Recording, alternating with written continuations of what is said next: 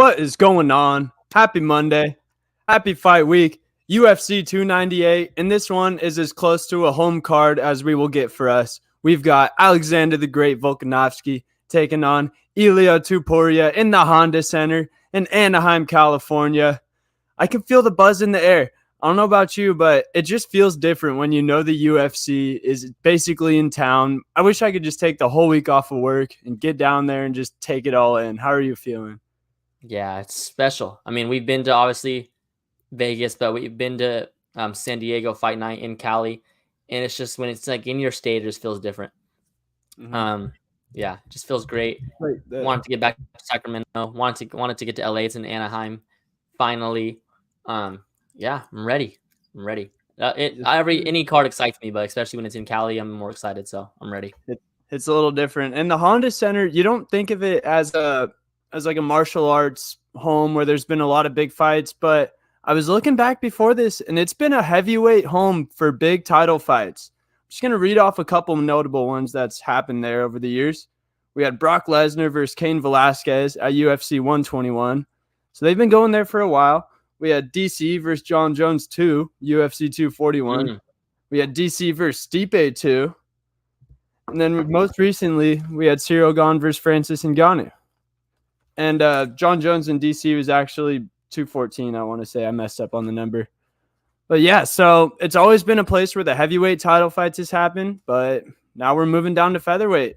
Not really any heavyweight title fights that could happen right now, but I am pumped regardless.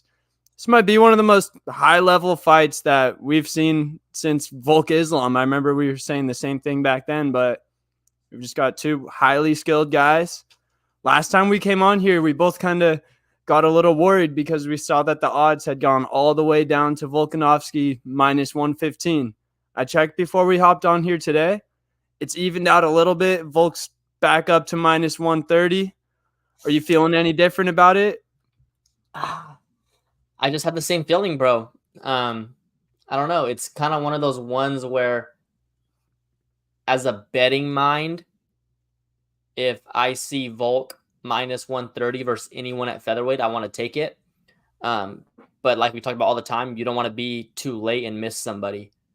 Kind of just like how Islam used to be minus 155 at lightweight.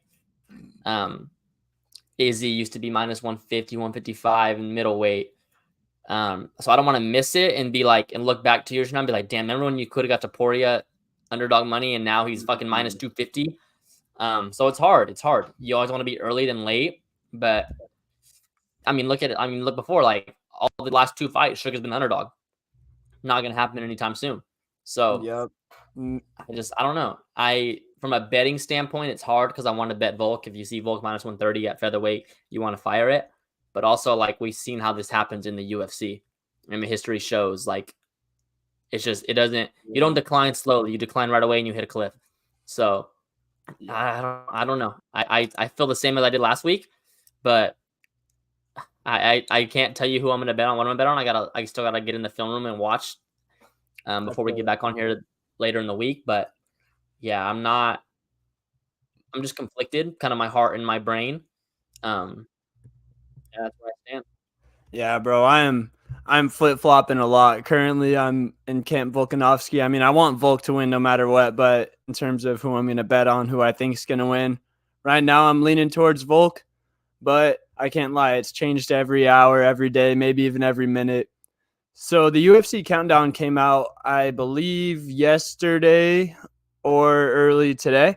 Anyways, here's a video that was kind of the most notable part of it. This is Alex Volkanovski right after his fight with Islam Makhachev, his second one where he got knocked out. I think we touched on this kind of briefly, like what he said last week, but here's the video anyway. When I was in the training, I wasn't training that. Just drinking every day. So the fight, I was thinking it was the only way to step in the gear as well. Literally drank every day.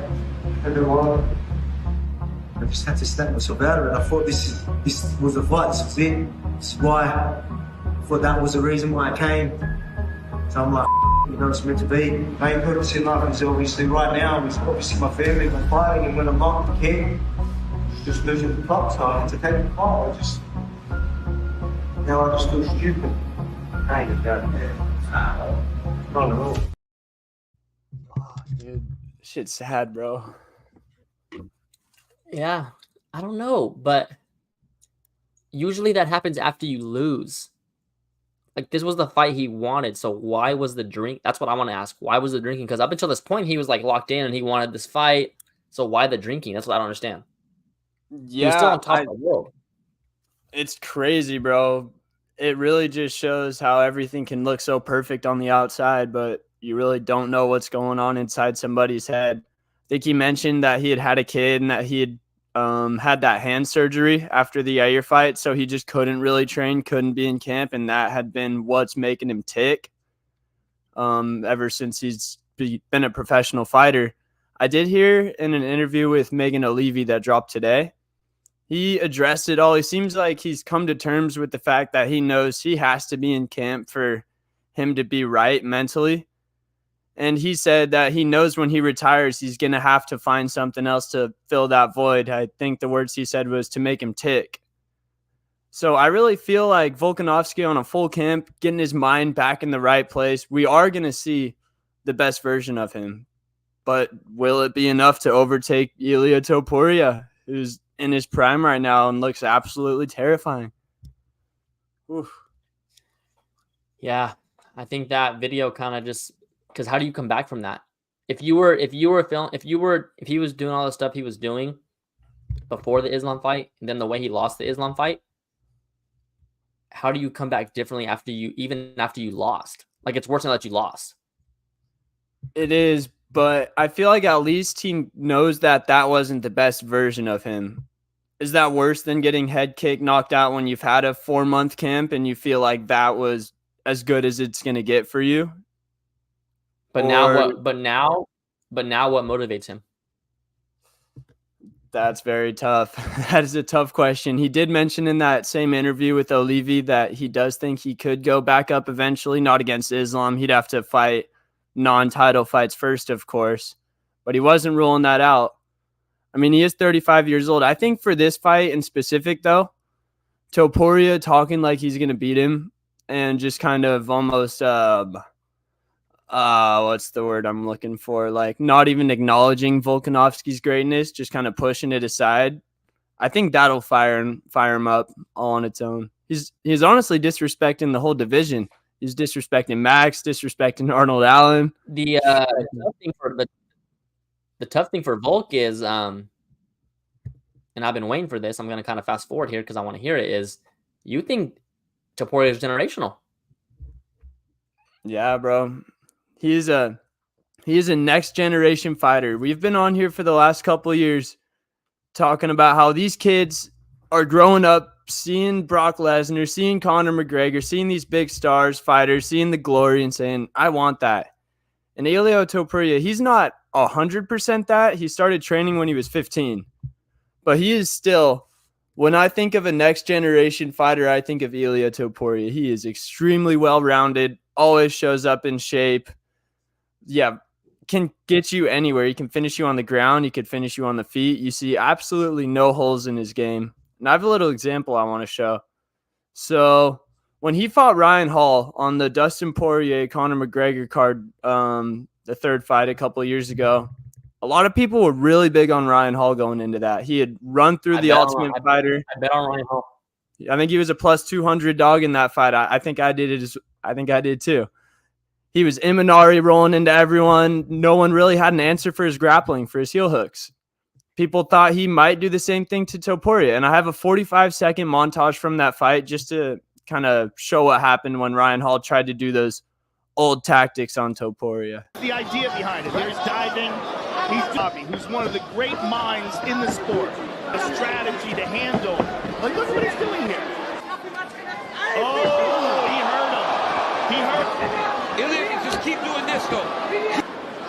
Look at this wild way, 100%. The way he's diving, Ari roll type situation. It's actually But he's crazy. going for the six. See, look. Ilia tries to lead. It's like he's almost like playing. Straight up assassin, right? And so timing is so odd. Like, look at this. Like, he just falls down. Oh, there it is. Nice hammer. Oh, big hammer fist by Topuria. There it is. Big shot. Oh, big shot. He might be. So obviously you I hate watching Ryan Hall fight. yeah. So you see that nowadays and you're thinking, bro, what is Ryan Hall doing? That would never work in a fight. But if you go back and watch the old UFC days, like when the Gracie brothers were running shit, nobody had an answer for that. That was a foreign thing that nobody had seen. But the game has evolved slowly but surely. You saw it with what's the Gracie who fought against Jourdain? He was doing the same thing, just kept trying to pull guard and had no answers for him. Like a few years ago, or like a few months ago. Anyway, those one-dimensional, the one-trick ponies, that's a thing of the past now. Topuria is not that. He is elite everywhere. You saw it with Josh Emmett. He's mainly just a boxer wrestler. Two-trick pony, I guess you could say. That wasn't enough to take out Topuria. Bryce Mitchell, elite grappler, elite jiu-jitsu, had made a lot of people look very stupid on the ground. Topuria bodied him on the ground and on the feet as well. I almost compare him to Jackson Storm in Cars 3. I don't know if you've seen Cars 3, but he's the new next generation. That's my favorite Pixar Disney movie, Cars. Okay. So in the third one, Lightning McQueen, he's older in his career. Everyone knows he's the GOAT, like 7-time champ or something like that. But all these new cars are coming out. They just have new technology. They grew up on the simulator, training, learning all the ins and outs. Just, I don't know. You build off of the people that you learn from. So like in basketball, for example, the guys today are obviously more skilled than the guys in the 90s because they had the guys from the 90s to learn on. I think we're seeing that with Topuria right now. This is kind of long-winded. So is Volk a guy from the 90s? That's the thing, dude. I think Volk's a hybrid of that because even in that Max trilogy, it looked like Volk was a new generation for Max. He was just a step more advanced, a step faster. So I believe that Volk isn't exactly like a 90s guy, but he's not quite as advanced in terms of like that sounds weird. He's not as new as Topuria, I guess you could say. Anyway, I just had that on my mind. Wanted to throw that one out there. See you, bro. I'm with you. It's going to be exciting, bro. In these next 10 years, we're going to see kids with ridiculous skills that we can never even comprehend. I agree. This past weekend, we got Jack Hermanson versus Joe Pyfer. Jack Hermanson wins via unanimous decision. We were both big on Joe Pyfer. Turns out he just wasn't ready. Jack Hermanson wins unanimous decision. I just got to stop going out on limbs like that and saying I'm really confident in a fighter because whenever I do, I think I just put a curse on them and they're not going to win no matter what happens unless his name's Sean O'Malley. But yeah, Pyfer started off well. First couple rounds, he was controlling the fight, landing the more damaging shots. But as time went on, Hermanson just started to find the rhythm. His leg kicks started to affect Pyfer's movement a little bit. Hermanson just was more of a veteran in there, more crafty. I knew that he did have the fight IQ advantage and probably the cardio, but I thought Pyfer was such a powerhouse that it just really wouldn't matter. And Pyfer would be able to get him out of there in under 2.5 rounds. So I was a big fat loser on that bet. Hermanson did call out Imavov after the fight, so I think that that's a solid matchup to make. May as well making the job easy on us. They're on similar timelines, just one. And then I can't lie, this one's a little lazy, but I said we could just have Joe Pyfer fight Roman Dolidze. Yeah, like that. Little tournament. Why not? I mean, it's easy. They're on the same timetable. They're in similar spots in the rankings. I think it just makes sense. And then I was also wrong in the co-main event.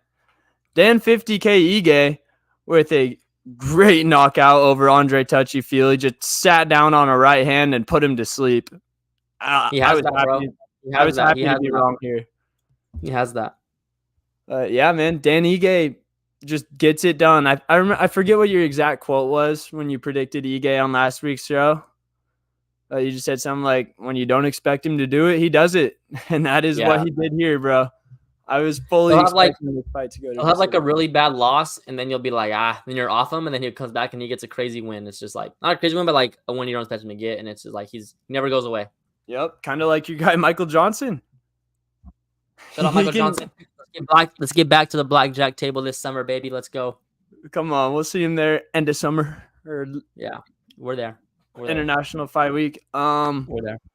Dan Ige called out Diego Lopes. I know Lopes is booked against Sodiq Yusuff on 300, but maybe Ige gets the winner of that. I like it. I like it. I like it. I think he called for the Sphere in September. Hello. Fighters are already signing up for that one. I Same know, thing they guys were are doing already- with 300, bro. Who Yeah. the Sphere? Yeah. Dana Yeah. gets me fired up when he talks about the Sphere, bro. Was a funny fucker. Yeah. Speaking of Dana talking, there was a lot of people speculating that the UFC would drop the UFC 300 main event on Super Bowl Sunday. I myself did not believe this because So why did you not think? I know you're gonna say, but like, why not? it cost $7 million for a 30-second ad slot on the Super Bowl. And the UFC already has all of their fans chomping at the bit, checking Twitter 30 times a day for this news. So I don't think they really just want to throw $7 million down the drain when it's an announcement that they're already going to have all the eyes on. Yeah. I trying to pull it up here. I had something about that. Yeah, it's not looking too promising right now, man. Dana was on the Full Send pod saying as of now they still do not have the main event confirmed. So I had this. According to Ariel Helwani, the UFC's top choice for UFC 300 main event is Leon versus Hamzat. Other bouts in contention include DDP versus Izzy, DDP versus Hamzat, Edwards versus Bilal Muhammad. The current holdup is Hamzat's lack of ability to fight in the US. So what it's looking like to me is they want Hamzat to main event 300 somehow, some way, whether it's for the welterweight belt or middleweight belt. He's just that guy, I guess. But Yeah. but that's what it's looking like. So I think Leon Edwards does end up headlining this. If it's versus Bilal, I don't know if that moves the needle for me. No. It's got to be DDP versus Izzy, bro. Yeah. I think the only thing holding that up is Izzy. I think if Izzy calls right now and says I'm ready, that's the fight to make 100%. I wonder if they are both ready for that one, and that's just kind of the backup, and they're hoping that something crazier could happen. But you would want Because- Izzy. Yeah, DDP Izzy probably is bigger than Hamzat Leon. Yeah. I'm still holding out hope that Dana and McGregor and Chandler in the UFC are doing a good old-fashioned WWE style work, and they're just playing everyone. And they have the announcement all ready to go. But that's some shit that they would have done on the Super Bowl. If it was a McGregor comeback, that would have been worth it $7 million.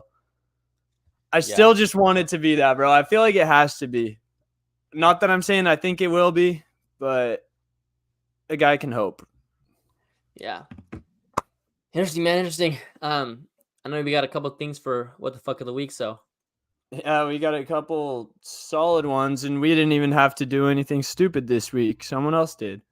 So, first off, we'll go Sean Strickland first. This one, he didn't really do anything stupid, to be fair. So, there's this streamer influencer guy named Sneeko who, from my understanding, pretty much got in touch with Strickland, said he wanted to spar him. He would pull up to the gym. Strickland said yes. And here's the video.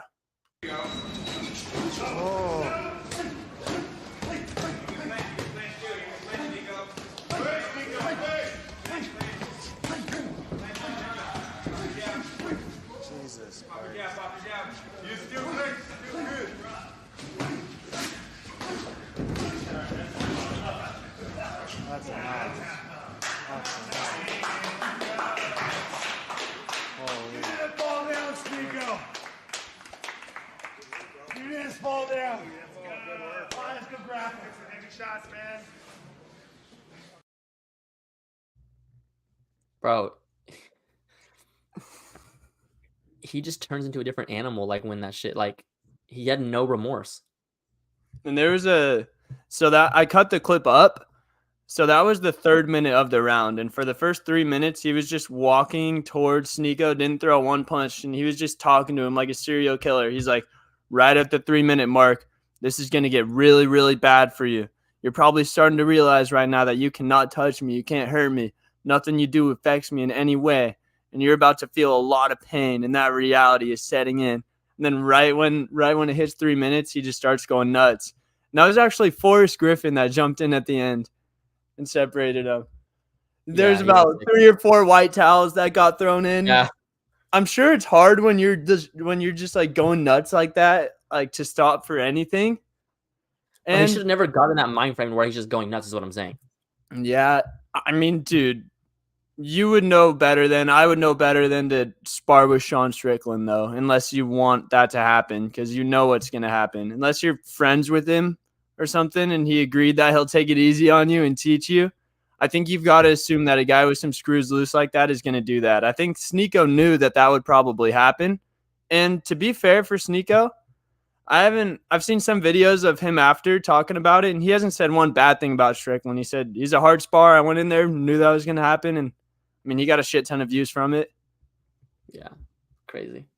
Yeah, and then there was other influencer. I think Jake Paul said he would pay Strickland $1 million, but then Strickland actually called up Hunter Campbell, asked him if he could do it, and Hunter Campbell said it's just not a possibility. So, yeah, Jake Paul just kind of throws that out there to all the UFC fighters, knowing that they can't actually accept it, and just tries to make it seem like they're the ones denying it. Yeah. Anyway, I agree. Here's a heavyweight. I know we're in Anaheim this weekend, so I've got to show something for the heavyweights. Here's John Jones at a comedy show. Pretty faded. White joke. Like, I want a white guy to give me the best. Well, I'll do a rebuttal to It's been so many years. I want my brothers to give me a rebuttal. Hey. Guys, give it to him. Give it to him for a good black joke. Huh? I was saying, guys, give it to him for a good black joke. Give it to, yes, everybody give it to me right now. So wait, how did you actually stumble upon this place? Are you just blackout drunk? Well, my kitty over here, it was just the resource of everything. That's awesome. Are you sure this is alcohol or is it? Are we? Is this what you do for a good time? No, honestly, I'm trying to find the amusement in it, and you guys have been awesome. Can we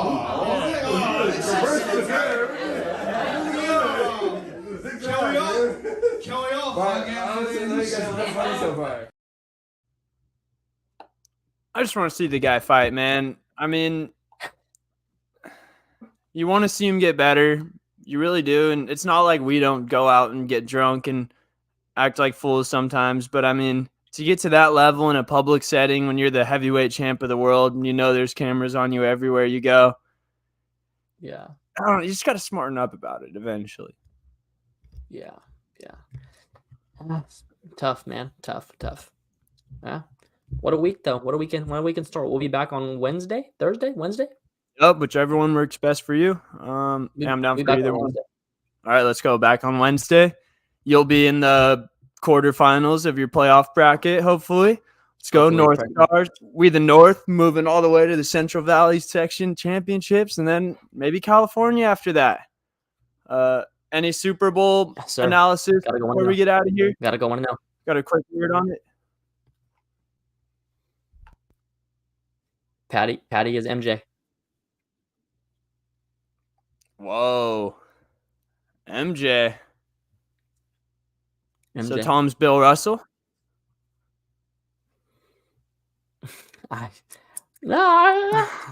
Patty's, yeah. Tom's MJ. Patty's maybe Kobe, but I think Patty's really like Michael Jordan, bro. Patty's like LeBron, but with a better finals record. I don't think he's Michael Jordan, bro. I think Tom Brady's I think Tom Brady is Tom Brady. I think Patty's Michael Jordan. Okay. He does have that aura, bro, where you just know he's not gonna lose, man. Yeah, no doubt. Oh, I was watching that with my cousin, who's a diehard Niner fan, so I was rooting for the Niners as well. And we just both knew he was pretty sad halfway through the fourth quarter because you could just kind of feel what was gonna happen. And right when the Niners got a field goal, right when they brought out the kicking unit, you knew that the Chiefs were going to go score a touchdown. I wish San Francisco would have gone for it on fourth down. Obviously, hindsight's 2020, but when you got Mahomes on the other side of the ball and your defense had been kind of reeling later in the game, they played great in the first half, but it just kind of cracked eventually. Yeah. All right, then we'll be back here on Wednesday. Maybe we'll hit y'all with a live show on Saturday on the Instagram from the Honda Center if ticket prices go down enough too. All right. Till next week. Doses.